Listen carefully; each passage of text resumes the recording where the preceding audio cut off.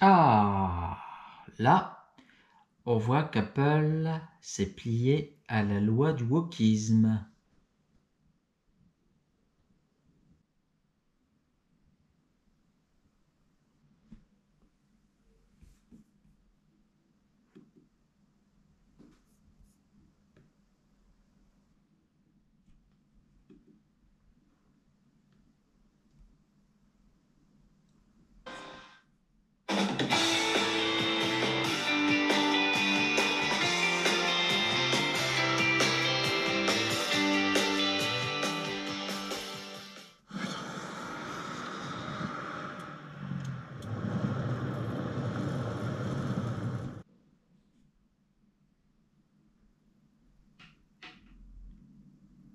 Chers petits observateurs automobiles, non, ce n'est pas POA, c'est tout simplement GG qui va vous faire la présentation de sa Renault 20 TL de 1977. Et où va le monde? Pourquoi des fois je me demande si les filles et les garçons si cruels? Où sont mes vrais amis? Pourquoi je me méfie? Qu'a-t-on pu bien faire de tous ces sacrifices? Oui, personne ici n'aime, mais pourtant la vie doit rester toujours belle. Et peu importe si l'homme reste si cruel avec son gilet, il faut sans doute pardonner, mettre son ego de côté. Pourquoi tout le monde se ment et se trompe jusqu'à ce que Nina, elle aussi, a péri au front. Les autres policiers retrouvent la femme impliquée dans le braquage et son témoignage leur permet d'identifier Koch. On est donc sur une série télé solidement moyenne. Pete Maverick Mitchell. On y va dans 3, 2... Un petit reproche que GG ferait déjà sur son nouveau Mac, sur son nouveau MacBook Air avec la puce M2, c'est qu'il n'y a qu'un seul côté pour les ports USB.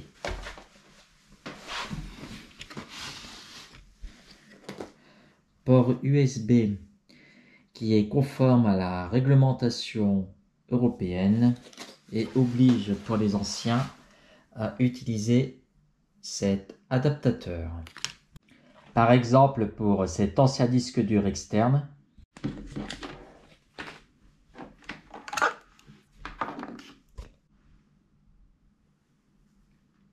l'accessoire est connecté.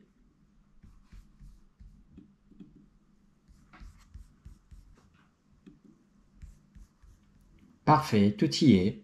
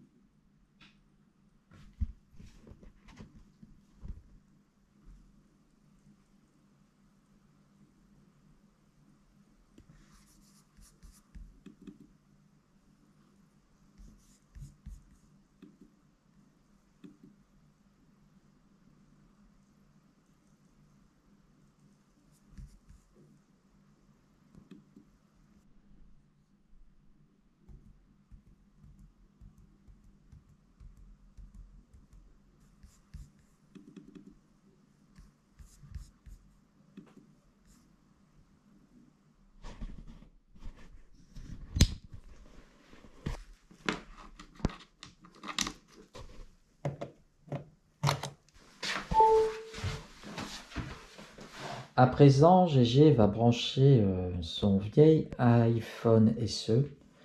Ouais, on peut dire que celui-là, il a presque fait la guerre, hein. Il y a plus de 5 ans quand même. Alors, on va voir ce que ça va donner.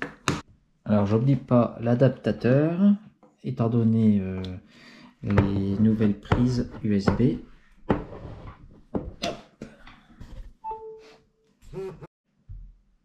Bah voilà, sans le moindre problème.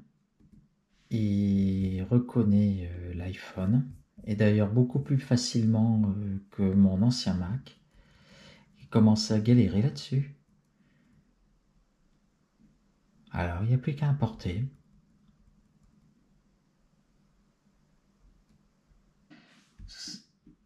Allez, ça, poubelle. Ah, ça fait un bruit un peu différent par rapport à l'ancien Mac. Après 1 heure d'utilisation à classer des photos tout en mettant un fond musical via YouTube, le MacBook a consommé 5% d'énergie en 1 heure. Consommation somme toute modeste, paraît-il, il peut tenir 18 heures d'affilée. Bon, encore heureux hein, que la conscience soit modeste, il est tout neuf. Après avoir laissé l'appareil en veille depuis hier soir 23h, là GG va de rallumer vers 16h45, 16h40. Alors, on est passé de 95% à 60% de batterie. Voilà la page d'accueil de Safari qui paraît plus complète que l'ancienne version. Vous voyez l'interface de Safari du MacBook Air que j'avais acquis en décembre 2016. Elle est beaucoup plus épurée. Vous voyez là, par exemple, on indique le nombre de trackers que Safari a pu empêcher. Pour ce qui est aussi de la lecture des micro-cartes SD, des adaptateurs de micro-cartes SD, ou tout simplement des cartes SD, vous devez utiliser cette connectique.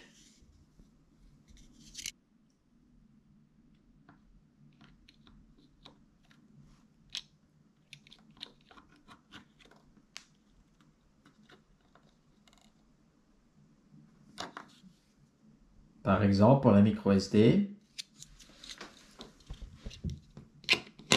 et on la connecte ici.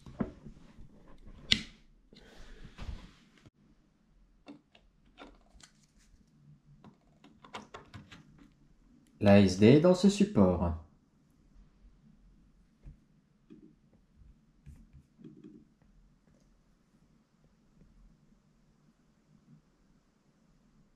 Si maintenant on fait la comparaison entre l'ancien MacBook Air de 2016, de fin 2016, et le MacBook Air avec la puce M2, la différence est de taille.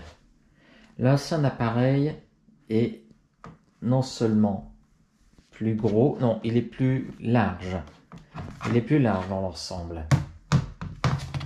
Plus lourd même. Je n'ai pas la mesure exacte, mais on le sent à la portée. Il est plus lourd.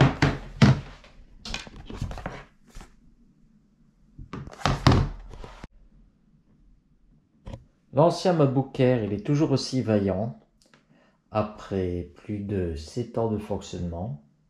Ça montre quelque part la robustesse de la marque, sans pour autant vouloir faire ici de la publicité. Je constate juste les faits.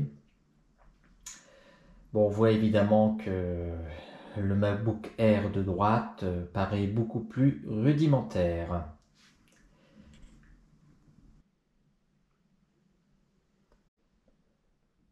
En plaçant les Macs comme ceci, on se rend compte de la différence générationnelle.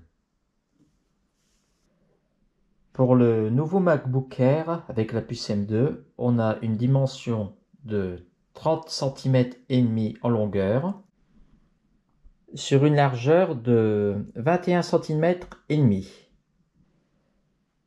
Quant à l'ancien MacBook Air de fin 2016, on a en longueur 32 cm et demi sur une largeur, si on veut être précis, de 22,8 cm.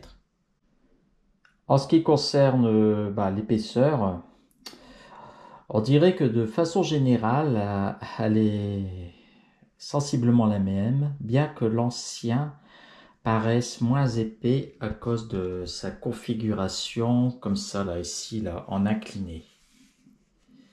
Voilà, pour l'ancien, on a une épaisseur maximale de 1 cm, et pour le nouveau, sur toute l'épaisseur, c'est également 1 cm. À noter que pour le nouveau MacBook, on a un écran Retina liquide de 13,6 pouces. Ah oui, j'avais pas mis au maximum sa luminosité. Alors voilà ce que ça donne pour le 13,6 pouces, tandis que en comparaison, pour l'ancien, voilà, il est au maximum de sa luminosité. C'est un écran LED de 13,3 pouces.